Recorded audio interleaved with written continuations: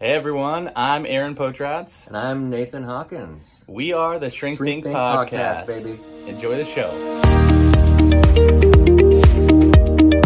We actually could put this out first. I don't know if we're going to do that. I don't know if I'm curious what you think. I don't know if Thanksgiving is as like traumatic a holiday for people as Christmas.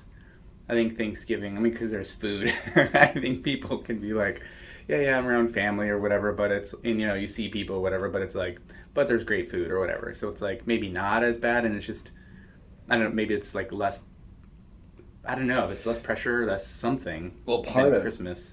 Yeah, part of the reason I'm saying it now, though, is because then it's before both of the holidays. Mm-hmm. But then again, you could look at it like, well, now you've been through it, right? You've been through the things. So you hear this. I like that it's in the middle, actually. Yeah, because it's, what did you just do with that one, and what are you going to do with this one? Exactly. Yeah. And I think just from the consumer mindset, you're kind of assuming that if somebody listens to it before Thanksgiving, they will remember, like, Thanksgiving. This is 2024, bro. Like people are like, I forgot what I listened to yesterday. Yeah, like good. It has to be quick. That's why. I forgot what I was saying. Yeah, exactly.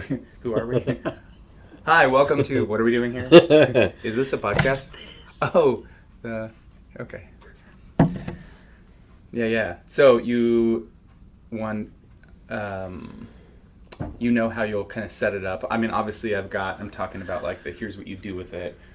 So think about in terms of time, like, ending like roughly halfway, what is it, 10 minutes in, around 10 minutes, so that we can turn the corner and like, what do you do with it 10 to 12 minutes in? What do you do with it? So you can set it up of like, let's describe and define what this problem is. What are people doing? How are they inadvertently or maybe unknowingly defining a place, a season, a thing? Oh, sorry, I got stuck. You're on the loop. I was like, they're AI. Right. So, NPC. NPC. Seriously. Ding, ding, ding, ding, ding. Okay. You good with that? You got it? Yeah, I don't know if I'll be able to stretch it for 10 minutes, but we'll see. Well, I mean, this is like where I come in. Flex on it. Oh my god. Let's go. Bust it out. Okay, you good? What? Wow. Somebody's a attention whore. Oh, Halloween's over. It is. was I doing almost my wore... weird Okay, this is for YouTube. If people are watching YouTube, go Dodgers, World Series champs. I almost wore my Dodger hat, but I was like, I mean, that's cool, but, it's already out there. People know. It was pretty exciting. Yeah. So I decided to wear this new one instead. My Jocko hat. Jocko Willink. Nobody cares. Work harder. Yeah, I have the what the heck do they call that? Morale patch. I don't know if he actually made that. Oh, he hand designed it. I've seen the video. He was Needling it himself. Yeah. Yeah. Yeah, he's a cross stitcher. And he uses his teeth. exactly. Or just you do. In order to describe this, I had a whole hard church and keep needling. Exactly. It reminded me of one of the All right, we got best time? Yeah, we barely got time. We got it. Breathe. Again. Breathe. Yes.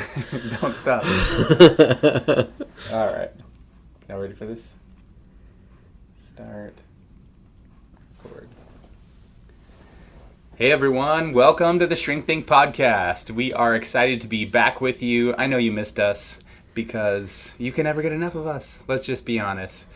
We are taking applications for people who would like to live with us and pay rent and be entertained by us all the time, or you can just listen for free. Oh my. Today we have a very interesting episode. This is going to come out around the holiday season of 2024, and so we were just talking before we started recording on YouTube. So if you have not signed up for YouTube and found our channel, go check it out. It's in the show notes here. But it's interesting because as the holidays come around, people kind of inadvertently, I think, or unknowingly can realize that they get into a mood, right? They start feeling like a heaviness, and sometimes it's even a season. Around here in Oregon, it happens around like the fall time when the weather changes. It kind of gets more gray and gloomy, so it's the seasonal affective disorder kind of a thing. But it's also, sometimes it can be around a time of year, like even in the summer, where people can have an event that happens, and then every year after that, they sort of go into this mood about or because of that thing, and inadvertently in their minds and their emotions and their bodies, they've kind of defined their season by this event. And so around the holidays can be very much that way too, because everybody knows holidays can be challenging for people. And so we want to put this episode out to talk about, like, what does it mean to be defined by a season, and then what can you do about it to reclaim or redeem that season for yourself. Yeah, so let's go in a little deeper to definition, shall we? Man, I really wanted another D to be right there. Deeper, definite. Anyways, defining your season. I kind of came up with this idea that for this episode because I had been working with somebody a while ago, and they made the comment, well, I don't want my season to be defined by that.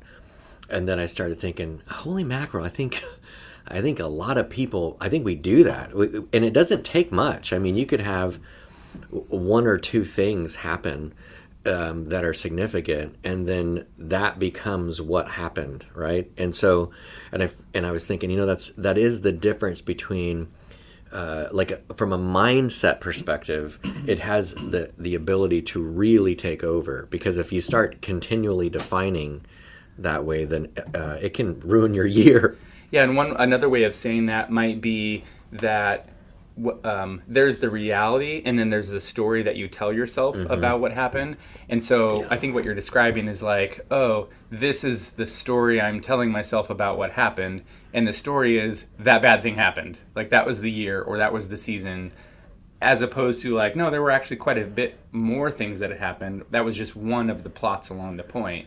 So the story you tell yourself about it can ultimately then define that season for you, not in a great way. Yeah, so this is kind of a weird example, but I always have those, so we'll just keep it going. That is very true. Welcome aboard.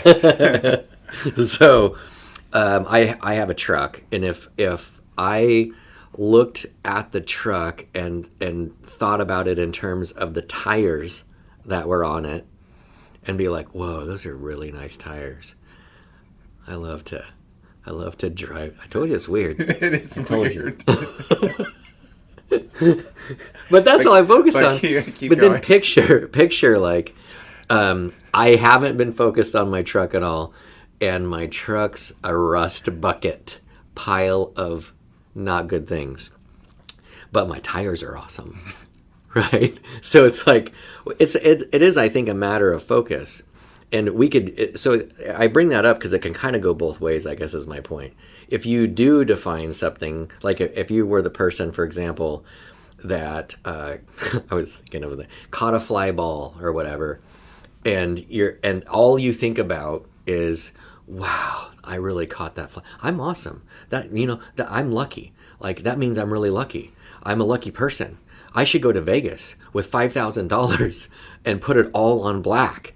And then you happen to win. Yep, I'm lucky. Here we go. I'm going to put the rest of it all whatever. And then it's all gone, because you're defining your identity. It moves from a definition of like this idea of a season or that kind of thing. And this is the danger, I think, is it can move over to identity. It can move to a support for like who you think you are. So there's let's kind of fill in the gap there of the link between the thing happening into identity. When you were saying that, I was like, yeah, that's a bit of an extreme example, but it's like that way. That really is what happens when it gets carried out to its extreme, or if you keep going with it, which is kind of why we're talking about this, because if you're not aware, that can happen. You don't even realize that you're doing it, and it sinks into identity.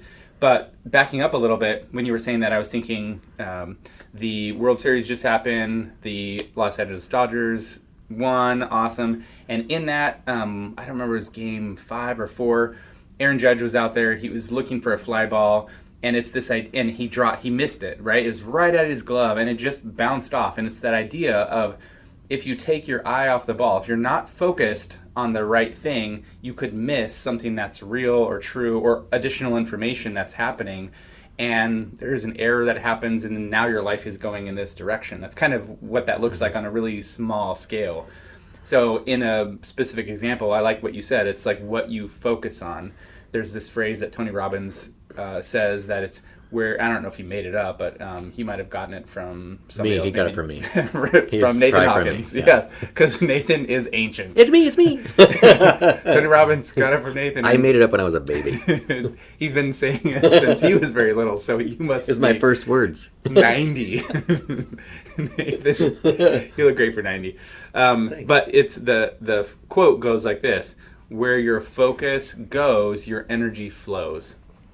And so if your focus is on this negativity, on this event, on this bad thing that happened, on maybe how you felt about it, if your focus is going there, all of your energy is going to flow in that same direction, right? You're going to start to feel it. It's going to become your mood. It's going to be your attitude. It's going to be your thought pattern. It's going to be your full day into your identity.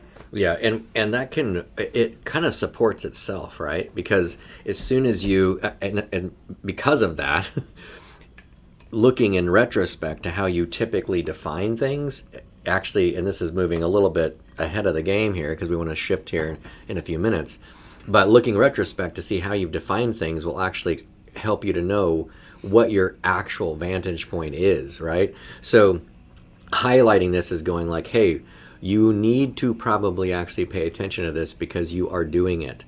If you, and some of the feedback that you, I'm sure, have gotten from others might not be said the same way. Like they might not say, you need to redefine your season. They're probably not going to say that, but that'll be more like, you look at things like that. Like what, like it can't be all that bad, or the other side of it is like, man alive. I mean, you are pie in the sky. Everything cannot be this wonderful. Let me take you down to this thing called Earth. So we're starting with identifying that there is a problem, identifying that this is what you're doing, right? And then second of all, it's putting some definition to what does that look like? And so you could say this is mindfulness. Utilize mindfulness, or you can, whether you're a client and you experience this stuff, you're just listening, you're not in therapy, this is stuff that can be helpful to you. Or if you're a therapist and you've got clients that are going through this, maybe this will pop into your awareness of like, oh yeah, this is a couple of my clients that do this. You got to identify, and I always say you got to define the problem really well. You have to see the problem really well before you can solve it well. So you don't want to just say, oh, you define this season negatively. Well, how? What do you think about? What are the thoughts that you have? How much are you thinking about it? Like, how negative is it? What's the intensity of it? What impact is that having on you? How is it affecting the decisions that you're making, whether it's, to get up out of bed, not get up, or to avoid certain things, certain places, certain people, certain times of day, any of that? Is there a lot of avoidance that's happening? That in that way you can see the full effects of how you've been impacted by this defining season issue. Yeah, it's a more conceptual, global way of looking at it. We've talked about a lot of things on the podcast or episodes over the years, and trauma, for example. If you are a person that's been traumatized, and if you remember what I would call capital T trauma, like something anybody would be like, whoa, that sucks. Yeah, not this modern day traumatized, like, I saw the Yankees lose, that was traumatizing. Like, no, that was not traumatizing. that was yeah, you'll get over Even though it was a beating. What? You used the word beating? That's traumatizing for me. Sorry. So, but the idea is something that you really are harmed by. If you, when looking down the road, like things keep going, you're looking for, what does that mean, right? How do you put meaning to it? How do you define it? And this is where it becomes, when trauma is overwhelming like that, there's all kinds of things we do with it. We walk away from it. We pretend it's not there. We can actually dissociate from it. There's a lot of things. I don't really need to get into all that. My point of bringing it up is defining your season is a way to sit back, look over the whole thing at once. Look at for example, look at what you might think about last summer. How would you define last summer? And then when you do that, when you actually make your definition, You think, that's interesting. What else happened that summer that is not fitting that definition? That just isn't there. And because where that's going to go is, well, that's not really that big of a deal. What's not that big of a deal? Well, the other stuff that I do all the time. The stuff you do all the time is not a big deal. Right, and so the example I give when we were talking about this in setting up this episode beforehand is 2020. I think you mentioned 2019. And I was actually thinking, well, in 2020, the pandemic started, and all kinds of S hit the fan, and it was like, whoa, this is crazy time. Well, that was also the year on the heels of 2019. We went to this conference and decided after that, the end of 2019, we decided that we were going to start this podcast. And so Boom. for me, 2020 might have had the pandemic, but it also has the Strengthening podcast was, put into creation, and it was released at that point, which is now 4 years ago. Like, that's really significant. So that makes a difference, because that time, in my mind, is not just defined by closures and, social distancing and all that kind of stuff. I'm triggered. I know. Or I don't even want to think about it. Oh my God, I can't even remember the words. That like, what is something in place? Like, Oh, yeah. I know. Since Go ahead. I'll think it'll of come it. back. Just all these words that sort of came out of it, wearing masks everywhere, not being able to see anybody's face because you're like, who are you? And then, like, they pull down your mask and I'm like, whoa, I didn't even realize you're totally different than I imagined. Like, Right. Just this weird experience. But it's also the podcast. So what you focus on is what you're going to define, and you're going to make meaning out of that. So we want you to know that you have already been doing that. And now as we transition, you can, as I would say, reclaim that. And in fact, I would say maybe you should reclaim that. If it's something that causes a lot of anxiety, a lot of stress, a lot of avoidance maybe, or has become a problem for you in your own life, your own calendar, it's time that you reclaim or redeem that time for yourself. So what that looks like for me is, if there's something, and it's not just like an event or a time period, it can also be a place. Like, I've had negative experiences at different locations or whatever, and then, or even like with music, if that was a period of my life where something was difficult, there are kinds of music or songs that maybe are associated with those places and time periods, because that's how our brains work. They work by association. So I'm trying to create a new association. So I might go back to that place, I might listen to that song or that music and create a new experience. And you got to be intentional about this. So I think about what it was like before, and maybe what I need or needed in order for that to be better, to be more positive, to be healing maybe. So there might be some element of like, I'm reflecting on the negative that was, and then something that's like unhooking me or releasing me from that into something that's current and present, that's good and positive. And in that experience, I'm now focused on the new thing and reclaiming it as like, oh, this was a good experience. It might have been kind of mixed, right? Because I do remember the old stuff that was defined, but I've intentionally moved my thoughts, my experiences, my emotions over into something more positive.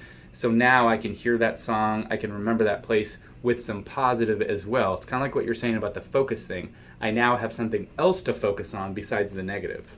Yeah, I think like in science, for example, everything needs to be empirically proven, right? So what they do is they try to not reconstruct, but well, maybe. Yeah, kind of. Like, look at what actually happened, so it's not just what one person remembers, for example. It's what everybody remembers. And that's, the truth is that people that went through the same thing with you will have a different experience of that thing.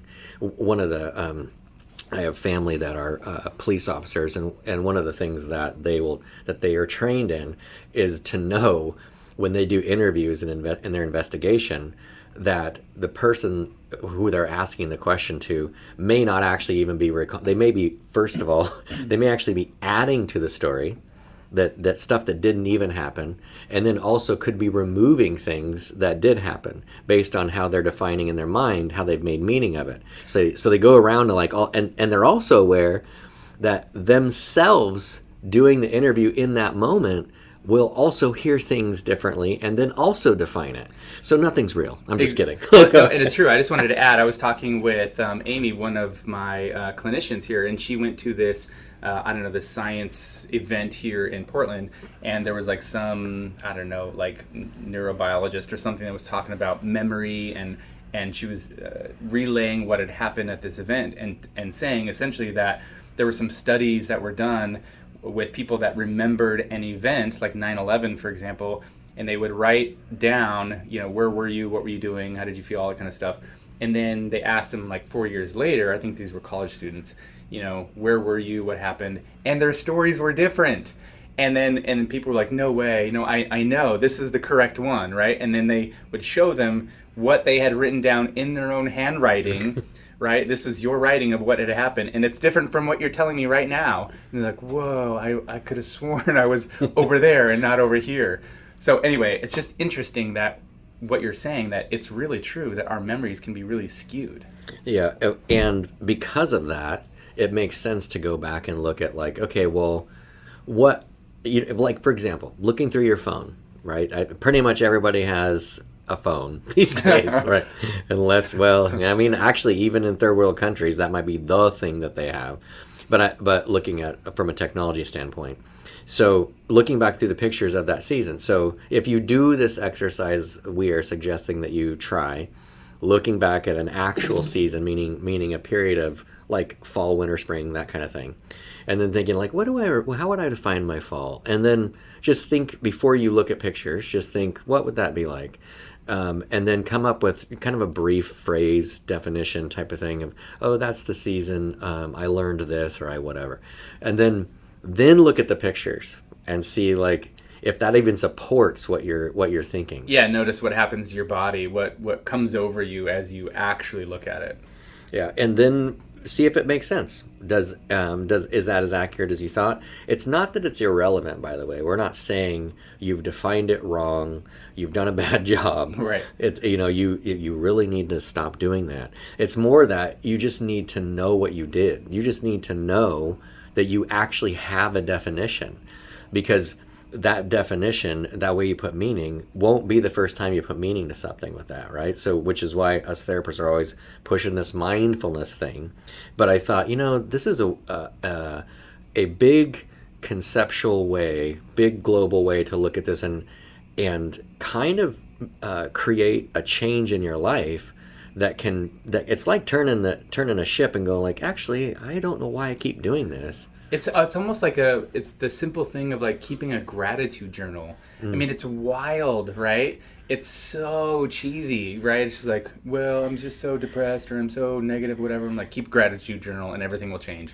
And it's scientifically proven. Like when you focus on gratitude every day, and it takes a little bit of time. I don't remember if it was like a week or two. But it took me 3 minutes. I'm sure. Squirrel. You're welcome. But if you focus on gratitude, all of a sudden your perspective changes because the scene as you remember it has a different vantage point and a different perspective through the lens of gratitude. Same thing. Right. So with that all in mind, look at your definition of whatever season that you're in. Check out maybe some pictures, some kind of reference point to see what supports it. Next level might be asking somebody else, and this is the next level. Like, hey, do you have any pictures of us during that season? I'm curious about like during winter or summer or whatever. Or even how do you remember it? Yep, simple. How do you remember it? Look, we're in the holidays. We're experiencing all the wonderfulness of family. I know you love it. Have a great day. I really like that episode. It's very simple. Yeah. But it's profound.